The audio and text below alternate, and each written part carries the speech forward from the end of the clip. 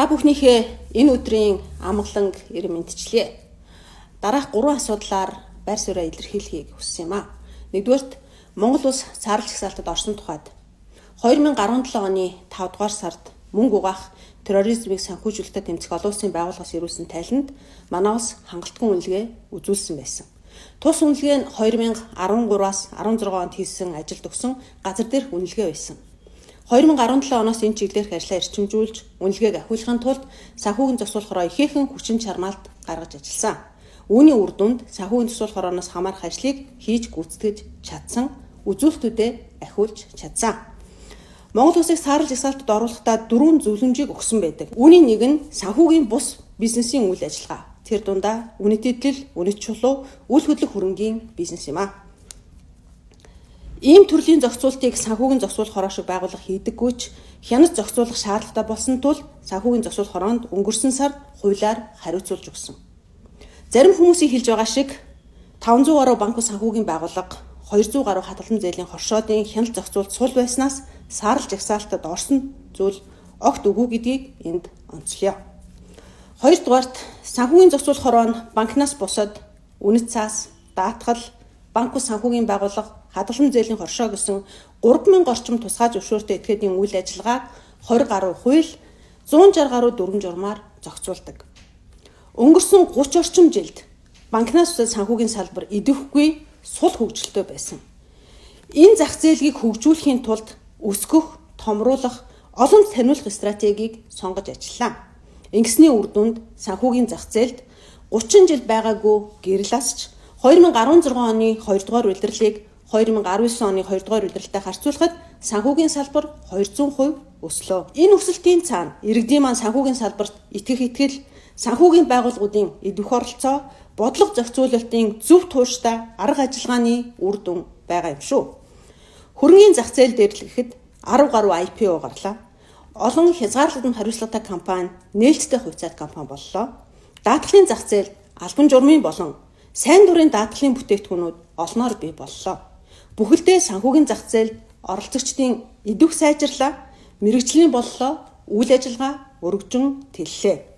Банкуд санхүүгийн байгууллага хадгалан зээлийн хоршоодын үйл ажиллагаа зээлээр санхүүгийн зохицуулах хорог төсөөлдөгч энэ нь санхүүгийн зохицуулах хорооны зохицуултын нэгэн хэсэг юм шүү гэдгийг хэлье. Санхүүгийн зах зээл өсөж тэлэхгүйгээр үр өгөөжийг нь иргэдээ хүртэх боломжгүй. Өсөлтгүй бол санхүүгийн зах зээл өөрөө хөгжих боломжгүй. Тиймээс өнгөрсөн жилүүдэд мэргэжлийн хүний хувьд санхүүгийн зах зээлээ өсгөж хөгжүүлэхэд бүхий л хүчин чармаалтаа дайчлан ажиллаа. Санхүүгийн зохицуулах хорооны даргад Монгол улсын санхүүгийн зах зээл түүний хөгжил гэсэн нэг л эрх ашиг, нэг л ажил хэрэг, нэг л эрхэм зорилго байсан гэдгийг энд онцолмоор байна. 3 дугаарт Давас өрн миний бие Улаанбаатар хотын 24 дугаар дунд сургууль, Монгол улсын их сургууль, Англи улсын Манчестерийн их сургууль, Америкийн нэгдсэн улсын Нью Хампширийн их сургуулиудад тус суралцаж амжилттай төгссөн докторийн зэрэгтэй Монгол улсын их сургуулийн дэд профессор цолтоо улсдаа 20 гаруй жил тасралтгүй хөдөлмөрлөж, багш, судлаач, захирал, төслийн удирдагч, зүйлхийн албан тушаалыг хашиж байгаад 2016 оны 7 дугаар сараас Монгол улсын их хурлаас санхүүгийн зохицуулах хорооны даргаар томилогдсон ажиллаж байна.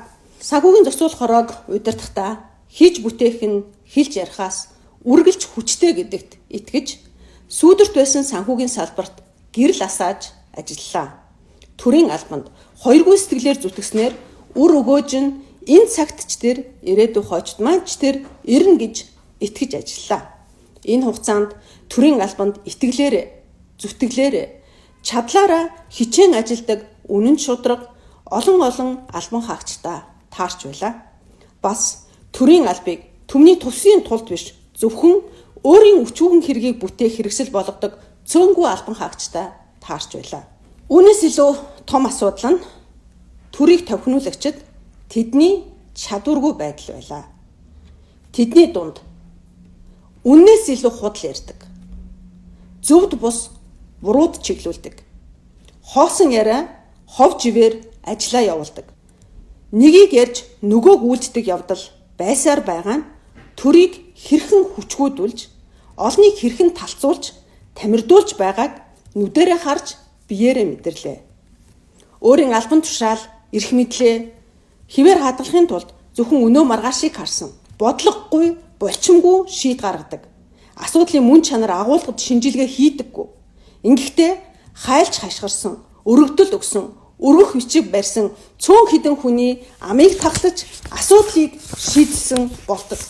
Ийм булчимгүй амиа хоохолсон, буруу шийдвэр гаргадаг, чадваргүй төрийг түхнүүлэгчд олширхын хэрээр нөгөө талд нь ил далд баг, бүлэг, холбоод бүрэлдэн бэхжсээр байна.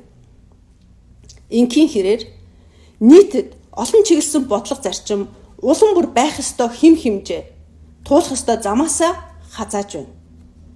Бий болсон гажуудлаа засахын оронд үүнийг ашиг хонжоо олох хэрэгсэл болгож өнгө зүсээ өөрчилсөн өөр гажуудлуудыг шинээр төрүүлсээр байна. Гажуудлыг нь шинэ гажуудуулагчдал хамгаалж хаацаалж харсан ч хараагүй мэд хүтсэнгүй дүр эсгэж багийн дүрмээ баримталж багцын нөлөөллөө нэмэгдүүлэхийн тулд улаар нь зүтгэдэг юм байна. Төрийн алба төмний төлөөх ажил ийм байдлаар явж хэрхэвч болохгүй. Үүнтэй миний бие огтоос үл эвлэрнэ.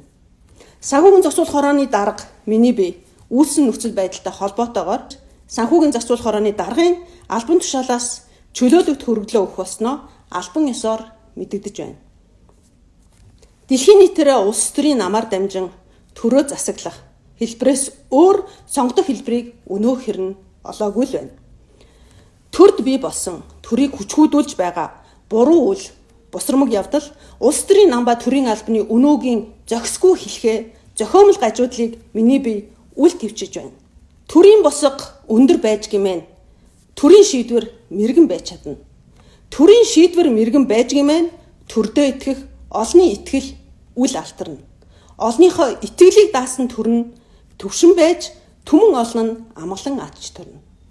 Иймийн тул төрөө төвшөтгөх түмнээ амгалан байлгахын тулд улс төр ба төрийн албанд бий болсон зохисгүй хэлхийг тасалж зохиомл гажуудлыг засахын тулд цаашид миний бие зогсолтгүй зүтгэж тасралтгүй ажиллана гэдгээ үүгээр мэдэгдэж байна. Сайн үйлс бүхэн дэлгэрч зөв үеийн гэрэл гээгээ түгэх болтугай.